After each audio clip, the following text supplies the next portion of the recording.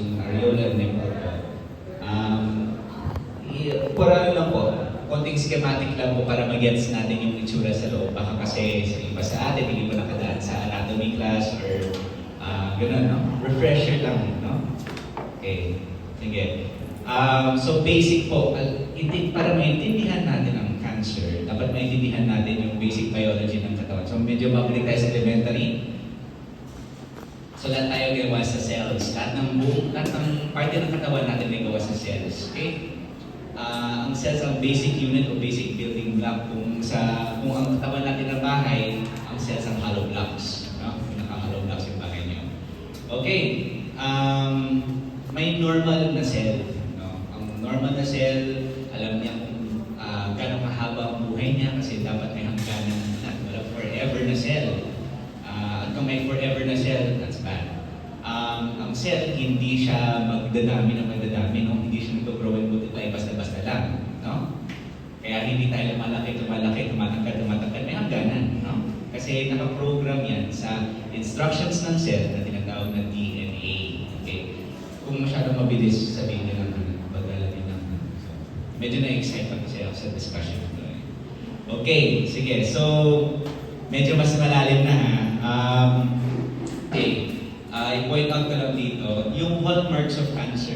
Pero medyo complicated, pero iisa-isahin ko lang yan. Okay. Dito, multiply limitlessly. Ang mga cancer cells, di ba katulad na sinabi ko, ang normal cells, alam niya kung kailan siya titigil sa pagdadami. Cancer cells, mag-multiply siya, mag-multiply. No? Wala siyang pakialam. Like, wala na. Hindi na siya susunod sa instruction sa loob ng DNA kasi may depekto na yung DNA niya. So, abnormal yan. Ito, gumagawa din siya ng mga bagong blood vessels. Kasi ang blood vessels nagdadala ng oxygen at ng nutrition sa mga bagong cells. Kaya kapag meron mga cancer, pag meron mga pasyente na may cancer, mapapansin, madalas na yung pagdudugo. Katulad ng cervical cancer, yung kinamamatay ng mga kababaihan na may cervical cancer ay pagdudugo. Dahil yan sa pagdami ng blood vessels na kinakailangan ng cancer cells para mabuhay. Sunod, na iniiwasan niya ang natural na resistensya ng katawan. Okay? Actually, sa katawan natin, madalas tayo gumagawa ng mga defector cells. No? Dumadami ang cells natin. Hindi lahat ng mga naproproduce ng paprika sa katawan natin, tawagan, ay perfecto. May defects yan. Yung defect reject na maaaring makasama sa katawan, pinapatay ng katawan natin. Ngayon, ang cancer cells, kaya niyang iwasan ang natural na depensa ng ating katawan. Kaya siya parami ng parami. Kaya siya hindi gagaling ng kusa. Yan yung yan ang hallmark ng cancer sa evade immune system. Increased nutrient and oxygen supply to the tumor. Ngayon, ang mga cancer cells, matakaw siya sa nutrition. Matakaw siya sa oxygen. Kaya kung mapansin nyo, mga pasyente na may cancer, ano nangyayari sa kanila? Tumataba, pumapayat. Mapayat kasi matakaw ang cancer sa nutrisyon. Ang lahat ng kinakain ng mga pasyente na may cancer, kinakain na ng cancer cells. Okay? Mas naiintindihan na natin ang cancer, no? Diba? Galing ka mag-lecture eh. Okay. Escape cell death. So, hindi siya namamatay. Immortal siya. Okay. Grows uncontrollably. Lumalaki. Kaya ang breast cancer, lalaki yan, no? Walang control. At nag-accumulate siya ng changes in genetic material. Ang genetic material, yan lang ang instructions or manual ng isang cell kung ano yung dapat niya gawin. Ngayon, yung manual niya, marami na siyang depekto, kaya lahat ng mga mali na ginagawa, gagawin niya yung mali. At last, cancer cells spreads to other parts of the body. Actually, kaya siya tinawag na cancer. Ano ba yung cancer na alam natin? Ibang cancer na alam natin? Yung other meaning. Di ba yung zodiac sign ng crab? Kasi yung idea ng cancer is para siyang crab na kumakapit sa bato sa may beach. Yan, di ba? Marami na tayo natutunan today. Okay, so dati in-exam yan sa med school, so medyo med school level na kayo lahat. Okay, congratulations! Pwede na kayo maging doctor. Mga 1,000 lectures na lang po. Sige. Okay, so ang cancers may stages. Hindi naman siya agad, malaking tumor na siya. Dahan-dahan siya lalabas. At magsisimula yan sa isang cell. isang cell na may depekto, na dadami, kakalat, di ba? Magiging immortal, maghihingi ng dugo, para mangutang na mangutang, di ba? Hanggang bumaya ng katawan. Yan yung cancer. May stages siya. Okay? Bakit importante na malaman natin kung anong stages ng cancer? Importante siya. Okay, let me go back. Okay. Importante siya kasi nakabase sa stages ang 5-year survival rate ng cancer. Okay, makita mo, stage 0, ibig sabihin hindi pa siya nakalampas dun sa parte na pwede pa siya mag-spread. Local pa siya. Local. Ngayon, stage 1 and stage 2, makita na natin na 98% ng survival rate in 5 years. Right? Konting drop na lang. Again, kapag, may lesson dito kapag maaga natin maagapan at ma-detect ang cancer, maganda yung survival rates. Pero, for every stage na dadaanan mo, mula doon sa stage 0, stage 1, 2, malaki na yung pagbabawas ng survival rate mo.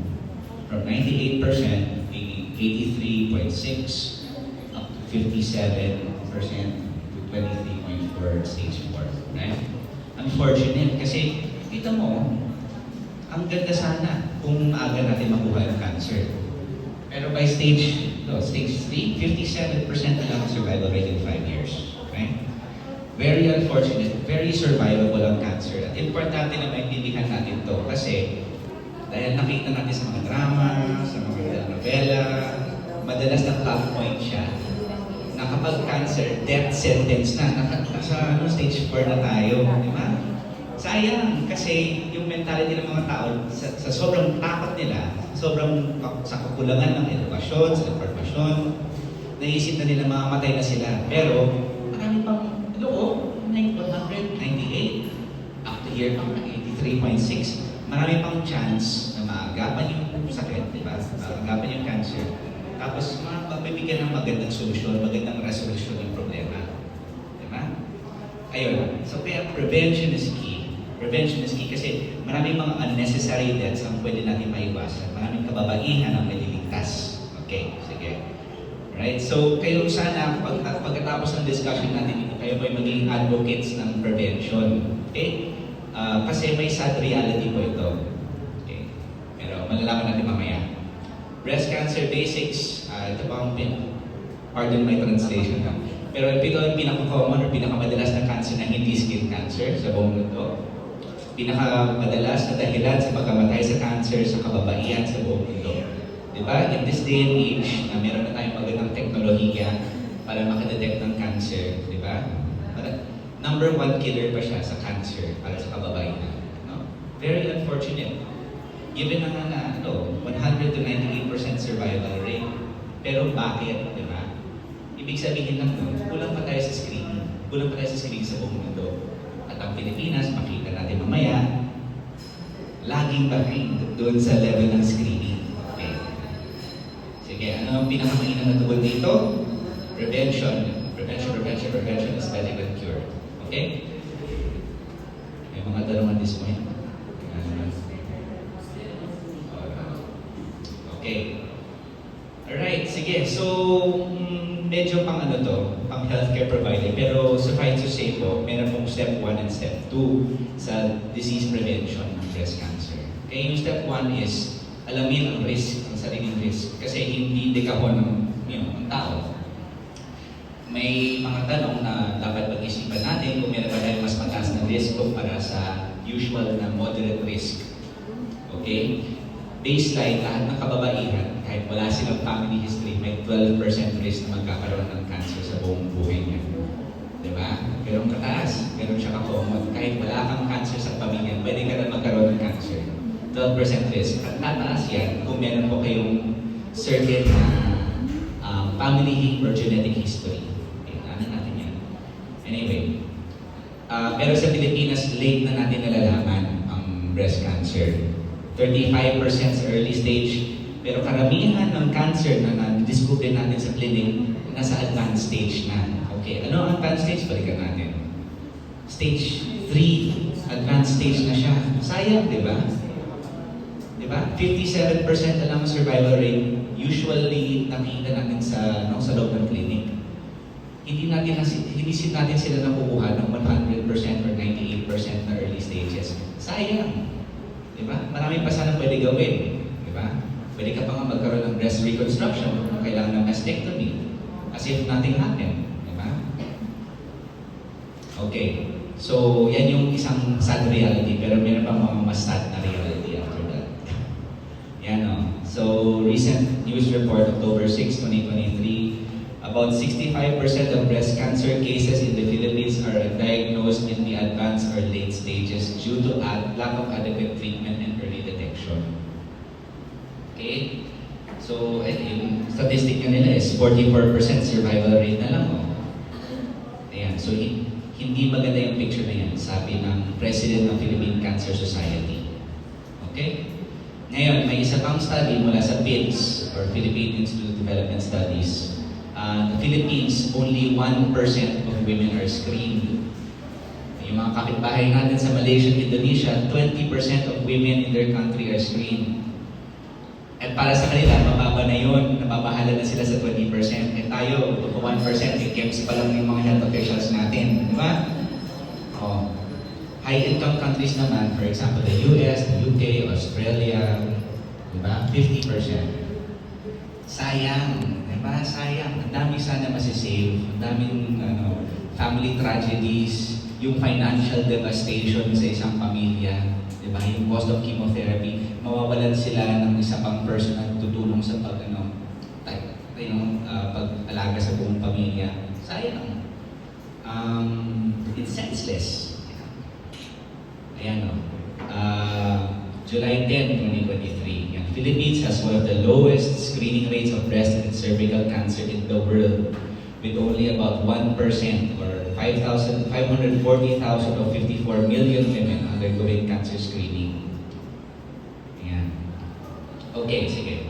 Yan yung mga statistics. Ngayon, katulad na sinabi ko kanina, hindi lahat ng women ay may pare-parehas na risk. Okay? Merong mga major risk factors na kailangan natin pag-isipan. So, isa-isayin natin. Okay? Kayo po ba ay nagkaroon ng cancer dati? Yes or no? Kung yes, dagdag yan sa risk factors. Mag-bump up yung chances to win. Ninyo. May kamag-anak ba kayo na nagkaroon ng cancer? Yan, mamana yan. May lahi ba kayo na madalas magkaroon ng cancer? Kasi may mga certain ancestry na madalas na magkaroon ng cancer, katulad ng mga Ashkenazi Jewish people. Yan. May nakita ka bang kakaiba sa mammogram ninyo? Basic. May breast biopsy ba kayo na may high-risk lesion? Late na ba kayo nagkaregla? It's beyond 16. Late na ba kayo nagkaanak?